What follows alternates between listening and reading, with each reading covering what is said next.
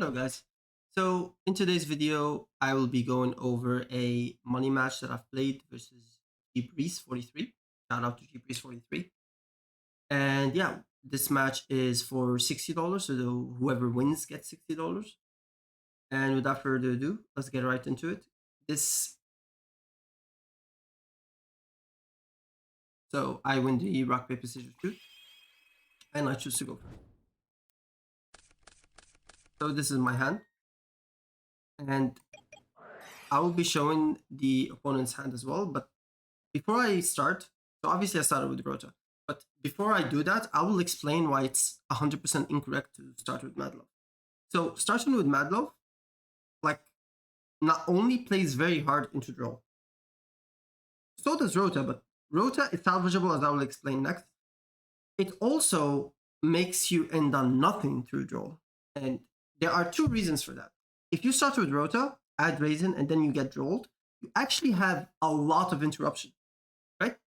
The interruption is you can set Vanquish Soul K9. On the opponent's turn, you wait until the opponent is either gonna threaten the Snow Devil or is in a game state where you want to pop everything. You will chain the Snow Devil, pop in his entire field, and dealing 1800 damage to him. Okay? After that, your field will be empty because we're not gonna special summon the Raisin at that point. And you will have Holy Sue, Dark, Fire, and Fualos. So you can Fualos the opponent to prevent further extension, and then you can go Holy Sue, reveal Fire, Dark, special summon Raisin, add Caesar Valius, and then Caesar Valius effect can add back the Holy Sue for next turn, and you can get the Caesar Valius pop, which is extremely strong versus Dracotail, because Dracotail is a deck where the moment they finish their end board, the moment the end board is like set, and they've used their Ketu, their Rahu, and their graveyard Urgala, they're out of effects that can trigger the fusion, the 2800 fusion. And when they're out of effects, you can just literally play on their turn, their fusion lock, they cannot do anything. That's why, in my personal opinion, playing pure Dracotail is not the move. Dracotail needs another engine that helps it push past that, either be it a K-9 engine or a maybe even like Shaddoll cards, patchwork engine, something that like helps you play in these instances where if the opponent does play at the end of your standard Dracotail stuff, you can still push and remove the opponent's bodies, which is the bigger issue. Because you can't deal with like a Holy Sue summon Raisin on your turn than on their turn. The deck just isn't built with that. The ceiling isn't high enough. But that is why we start with Rota. If our Rota gets ashed, that is completely fine as well. We can now play with Madlove, but at least we don't completely fall to draw. Normal summon Raisin add Jiaolong, add back Raisin. So far, this is standard. Holy Sue, reveal Jiaolong, and this is where it stops being standard. I will preface this by saying that I knew that my opponent did not main Nib, or at least I had a very, very, very strong hunch. So I went for a play that I will never, ever condone. And if I see you guys go for the same play that I did, I will call it a misplay.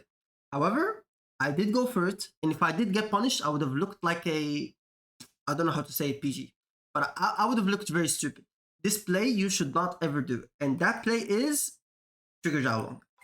So the reason why this play is bad is it is better into Azuna, but it's so much worse into Nib. Because right now, I will go special summon Madlove effect, add field spell. This is 5th summon. This is bad, right? And then I went start, add Jiaolong, and then I went Jiaolong, add Holy Sue. So this is the game state that I am at. The correct way to play this, if you're not making any reads, if you just want to play it correct, will be like this. You will go Rota, add Raisin, normal Raisin effect. You still add the Jiaolong, link one, add back the Raisin, special summon Holy Sue. No trigger. We do not trigger the Jiaolong. Jiaolong effect adds with fire, add start, and we add Holy Sue. So notice the difference between the two is that in hand we have the same cards, but this play lets me have a Madlove on field, which is very good versus Izuna Lupus, because I can always bounce the Lupus, so I will never have to like negate an Izuna. So if they have like combinations of Izuna and another hand trap, like Izuna 5 mana or something of the sort, I can actually play through it with display, but I cannot with display. But again, if they have Nibiru here, I basically end on nothing. That's why I would not condone display. But this was just a read that I made. And obviously in these matches, I'm trying to like also limit test a little bit. So I can see like what play feels correct, what play doesn't feel correct.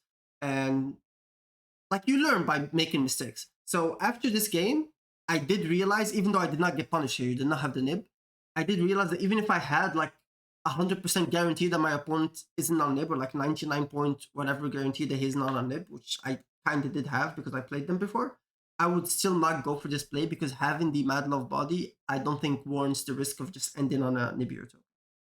But yeah, continue the replay. Overlay for Ripper.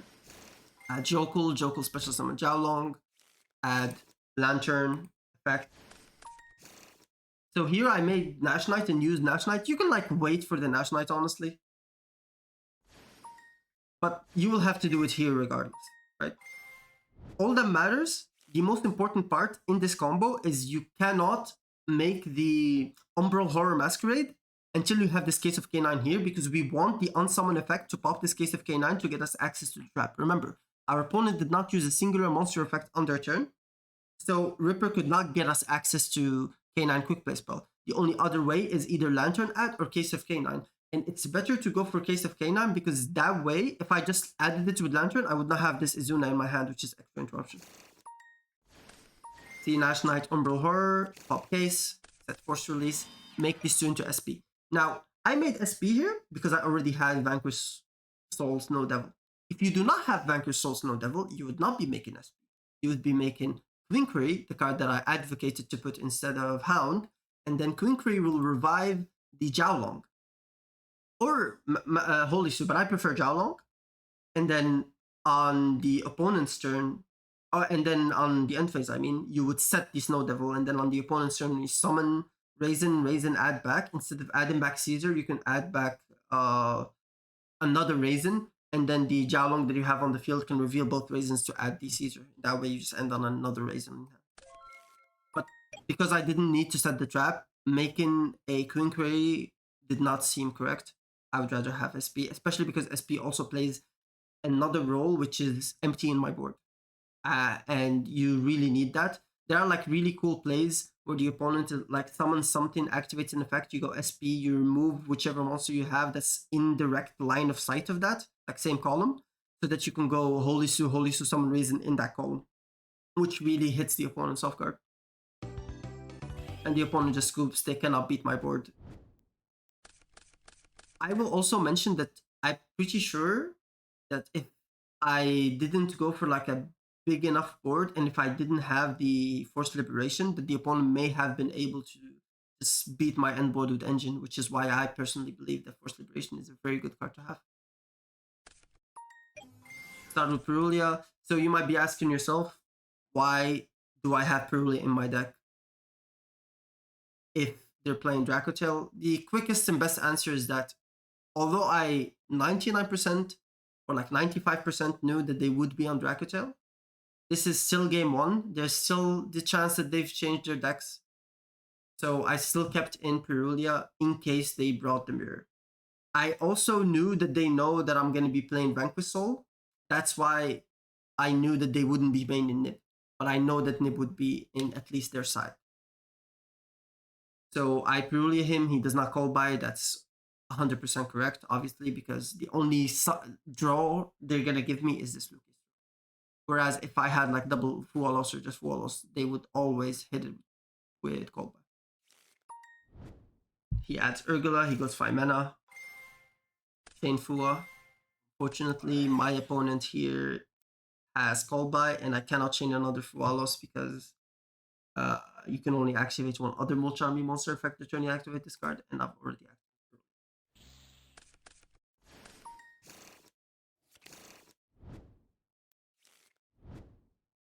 Adds back. Goes for seals. Ahoo. So far, so good. So here, notice how he set Horn and Ketu, and he did not set Flame. This is indicative tell of either two things. Either he's gonna set flame next or he has flame. There's no in between. And I am willing to bet that it's flame in hand simply because if it was not flame in hand, you would set flame first and then set horn later. Because flame is just a better card than horn, 1,000,000%. So in my head right now, I know that if he ends up setting the flame, so be it, right? But if he doesn't, I know for a fact that he has flame. I will pause the game here to show you guys something. Right after this get resolves. This game state. This is the game state where Dracotail is the least threatening. Once they've used all their effects, Ketu is used, Rahu is used, Urgula used its effect in graveyard. What can he do right now if I just go Holy Sue summon from deck? Like, think about that for a second. That's why you don't want to do your effects in trade. You don't want the opponent, like, they normal summon a Mululu, they activate a Ketu, you're like, wait, I want to pop the Mululu when you summon it. No, you do not do that. The way you beat Dracotail is you let them blurt out whatever end board they're trying to do, and when they're out of Dracotail effects, you just kill their board. The traps don't do anything. Seal, like, imagine, just for instance sake, that I had the Fire and Dark here. I would go Holy Stew, summon Raisin, Raisin add, Raisin pop. So there's the seal gone. And then add Caesar, return the Holy Stew, and I'll pop one of the traps. And you know which traps are where because they're set. So you pop whatever trap like is threatening you the most. You can also just like make the Caesar in defense position, pop the face-up spell trap, and then on your turn, pop the other trap. And all of a sudden, all they have is Femana in hand and nothing else. And you can just beat that because you have Holy Stew attributes. The same goes for, let's say, instead of this Lupus, imagine this was an Izuna. You would go Izuna send Lupus, right? And then you would just go Nash Knight. And Nash Knights can just eat the seals, and on your turn, the Nash Knights would be in defense position, and then on your turn, you can just eat the Gulama. Because these traps will not be able to do anything. He can't do this unless it's main phase. So you just go first action, eat Gulama, all of a sudden, he's out of Gulama. And if he chains 5 mana, you just eat whatever monster he summons, and he doesn't get the effect of that. That's why, like, whether it's Izuna and whether it's Holy Sue, it's just best to keep your interactions that deal with the opponent's board when they're finished. Because if you do it at the start, you can get punished. If you do it at the end, the chance of you getting punished by their engine is none. The chance of you getting punished relies solely on the non-engine they play / the sub-engine they play. So if they play something like a K-9 engine, they can punish that by going like Izuna afterwards into Ripper, etc. And if they're playing like Shaddoll, they can go for Shaddoll Fusion afterwards if you went for Nash Knight, right? But other than that, the K9, the Dracotail engine, I mean, does not have an ability to punish you for waiting. So yeah, he ends. I go Lupus in main phase and then Lupus effect in end phase because this will force out the seals for free. The Lupus, using it, you don't lose the Lupus, you only lose it as an attribute, aka Earth. I'm just going to be able to activate it immediately because this has a mandatory effect to summon from deck. So Lupus is live right now. Unfortunately, like, I know it doesn't need to be said, but you may have like, why am I not chaining Fualos to Hieratic Seal? I will just remind you that it has been called by it, and I would look like an idiot if I did that. Pot of Prosperity. I only went for 3 because I knew they had the negate effect, and whether I went for 3 or 6, I knew it was going to get negated regardless. So I wanted it to resolve, and the only way for it to resolve is to go for 3. And the opponent read that, and they managed to negate. Unfortunately, the flame drew them into a K9 Izuna, which is tragic because I actually managed to like beat most of their interruptions. Here, they targeted their own monster, which serves as both follow-up and interruption with 5 mana. They cannot target my Caesar values because I can just chain Caesar, reveal Earth, Holy Sue, and they lose on A, the draw, and B, the interruption. So I just get that for free. However, they do lose their Gulama. Effect at back. Makes rocks. I go normal Fualos. I'm trying to bait him into going 5 mana. He does. Uses the entirety of his hand. He pops. Gets back a lot of follow-up. And keep in mind, like this game state is lost, regardless of whether he had the Izuna or not. But it was fun seeing how far I could get by trying to break his board. Because obviously we're playing for bread. I'm trying to go all the way, unless the game state is completely lost. So here, if he didn't have the Izuna, I would be able to go for overlay Ripper, pitch Lupus, add back Izuna, and then to add back Lantern, sorry, and then Lantern hits targets Lupus, summons itself. Lantern effect adds a case, which adds Izuna, and then we have like a game of Yu-Gi-Oh per se. I can like try to out his board, so on and so forth. But obviously, that did not work. The moment he saw this, he just removed. Jokingly told him that he should have just told me at that point. I thought I was clean with it. But yeah. Here, very solid hand. Beautiful hand, some might even say. And you have the choice of either starting Raisin or starting Rota. Now, the reason I started with what I'm going to start with, which turned out well for me, is I want to have interruption in case I get hit with droll. The same scenario we were in game 1. You guys remember? So I'm saying which effects of these, if I resolve, lets me have interruption through droll. Because keep in mind, if this gets ashed, if the Raisin gets ashed, I can play with Prosperity, my Vanquish Soul engine, because I'm going for 6. So I can just go non-summon Raisin, Raisin gets ashed, case of K-9 for Izuna, Izuna Lupus, Ripper add and set, and Ripper just deals with 5 mana, and I can just like guarantee play on resolution. So in my head, like I beat Ash.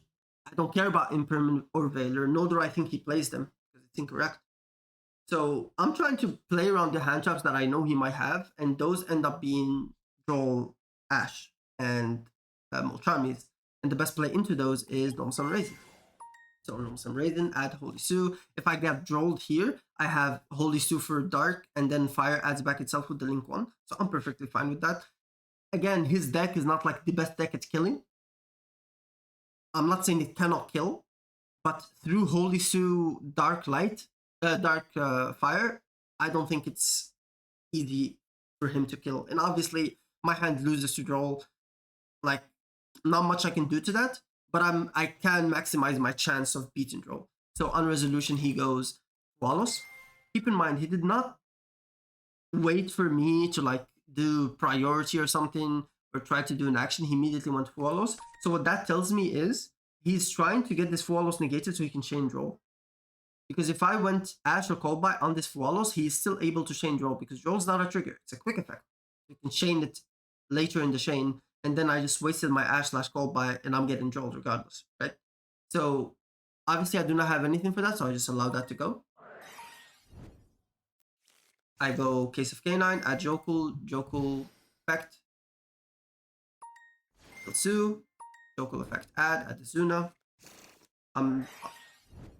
add Raisin, which in hindsight, it was probably correct to add the Raisin first before going Jokul. Because what that does is it makes it so that the moment Holy Sue hits the field, it's live. But also you don't want to summon anything from deck because you're under full allos. You don't want to give him the draw. Izuna, Lupus, overlay, because I'm trying to keep this Holy Sue live. Please, effect, light and dark. So now that I'm protected, I can play. And not under nib. Or like protected from nib is what I'm trying to say. Effect add Caesar, Prosperity, add Coldbite. There is reason to add Ash. I think it's either Coldbite or Ash, nothing in between. The reason I added Coldbite is I felt that I could beat almost everything he has. The only thing I cannot beat is like Monster Pops, Spell Trap Pops. If I like Coldbite his 5 mana, I feel like I hurt him a lot more than if I ashed Rahu or Ketu. So that's where my thought process was. And if he activated the Rahu or Ketu first action, I could just go Force Release on the Ripper. And the moment he activates effects, I will go with the effective werewolf, I will get all his hand's information, and then I can just use all my interrupts, the call by, the cards in hand, aka the holy suit that's going to be protected from card effects. And if he bounces, I can just resummon it back. I have Mad Love that bounces as well. I have unlimited interruptions. All I need is like a way to know what my opponent has so that I don't lose to unknowns. Keep in mind, I also have Raise and Pop, right? Because you can, after you pop your entire field with Trap, all you have left is Vanquish Soul monsters. And there is this cool play you can do where you go Holy Sue effect to summon from deck, and you choose where the opponent's, like let's say they summoned it like here, in proportion of Madlove, or like in the same column of Madlove. So I cannot like summon a raise in there. I can just go effect to summon, Shane Caesar values to turn this, and then summon this here, and then like this, the raisin that's gonna get summoned is gonna get summoned here, and then it can trade whatever monster. And that would also be a play I would only do if my Mad Love already activated, because I want to get the maximum effect. That being said, Prosperity, I added Call by the Grave. Set, he tries to nib, I Ripper. Unfortunately for him, he does not have a target for 5 mana, otherwise he would have probably went for 5 mana. The only targets that are possible is like some weird jank stuff with like King of the Swamp plus Hedgehog. I could not in right now tell you what that would be, but maybe there is something. I don't know. But again, if he had a Dracotail monster, he probably would have went for 5 mana, and that could have hurt a lot.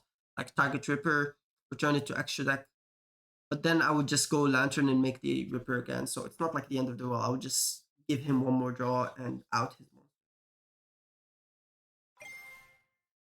Set. And I add back the Raisin to my hand because I don't want my main zones to be clogged. He goes King of the Swamp, trying to bait my Call by the Grave, but again, I don't see this as something that is threatening me right now. Neither is Poly, because Poly requires a monster to be on the field, and there is like 10 million ways right now I have of removing the monster on the field so that he can never get to Guardian Chimera. So the only way he would be able to is activate Polymerization, Shane 5 mana, summon something, and then that something gets. And not only is that playing negative, also loses the Call by, which I would 100% Call by. He goes for Rahu, which is the only play he can do, because if he goes 5 mana, I hit that with Call by, right? I hit, he sends Urgula.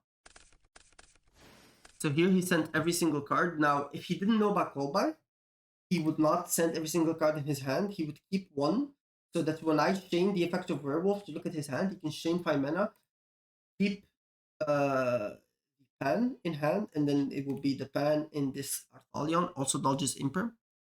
But because I have Call by, he knows that if he chains the 5 mana, I just Call by that, and he's not in a good position. Here I have to call by the Urgula, otherwise the Urgula will deal with either my Snow Devil or my Call by the Grave. Both are very important. And if it deals with Call by the Grave, all of a sudden he gets Urgula Graveyard effect for free. I could have just called by it. So I didn't want to take the 50-50. So I just targeted the Urgula, removed it. Also removes the follow-up and the rest of it. Effect. Adds, he resolves all his effects. His hand goes from 1 card to 17 cards. Crazy how that works.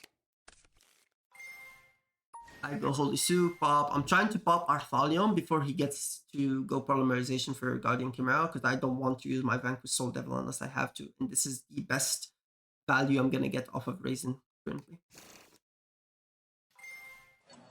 Pop. And I know his hand, I know his set, I know the only way he gets a monster on the field right now is by Ketu, so I remove Ketu. And now his only legal play is to activate Polymerization. Or like normal summon this, go for Typhon, but I beat Typhon with Snow Devil, so I don't care about that. So I tell him I want to read Dark Dragoon, I wanted to just make sure about the stats. I asked him about the death, and he just showed me the entire card. So Dragoon is the only thing that I'm trying to see like whether it beats me or not, because it's untargetable, and I've removed my Nationalite engine when I went for Prosperity. Have to keep that in mind. So because I removed the Nationalite engine, my outs to Dragoon are as follows. I can bounce it back with Madlove. It's going to be hard to like bounce it because of its very high defense, right? I can take it with Holy Sue, which is probably the best way to do it. I can run over it with Cedar Values, and I can also run over it with K9 stuff, because if he uses the 5 minute that he's gonna get, then they're all gonna gain 900. So the play would probably be when he does get to the Dragoon, is I go Mad Love Effect, make it lose 500 attack defense permanently, and if he negates to try to like make the Dragoon gain life points, gain attack points, sorry, then Vanquish Soul Start can just protect it, protect the Mad Love, and because this is protected and this did not manage to successfully destroy my monster, it does not gain the attack boost. And as such, I would be able to keep the Dragoon at 3k, and then on my turn, I can like out it with either Mad Love Reduce, and if he negates it, I just protect again, and afterwards I can go for Holy Suit.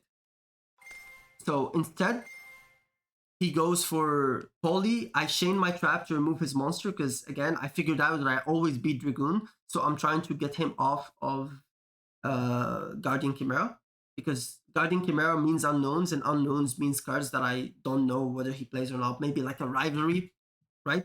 Like, I'm trying to see what beats me here, and the only thing that I can think of is Rivalry goes in, and he sets it where I have no way of like beating it. Like, if he sets up a Rivalry goes in right now, and I'm locked into darks or fires, it's very difficult to out. Like, my out would be attacking. I would keep darks, I would attack, and then I would make like a monster over it, and then I would try to go for SP with like another one of my monsters. But that's like OD. I don't think that it's correct to even allow him to get into a game state like that when I'm like winning 100%. So I just allow him to either make Gulamil, which he did, or make Dragoon, and I just beat both. The only thing I don't beat is draws, and while this does let him get a draw because he gets Squamata effect, send Beast to get a draw, that's different than getting 3 draws, because he would have gotten 1 from Squamata, send Beast, and then 2 from Guardian Chimera. That's why I went for Chain Trap. I chained Lupus here to prevent him from drawing something that beats the Lupus, because I wanted the Lupus to actually summon something. Because otherwise, the issue would be if he draws something that deals with the Lupus, he just removes the Lupus before I can get to it. So I'm trying to like get my Lupus on field to resolve. He draws into Mululu. I ask if Rahu resolved. He says yes. He's already set, so Mululu is dead. If he goes Battle Phase, I'll just book this. Let him hit over my Valon. Valon will like send the Gulamil that I booked.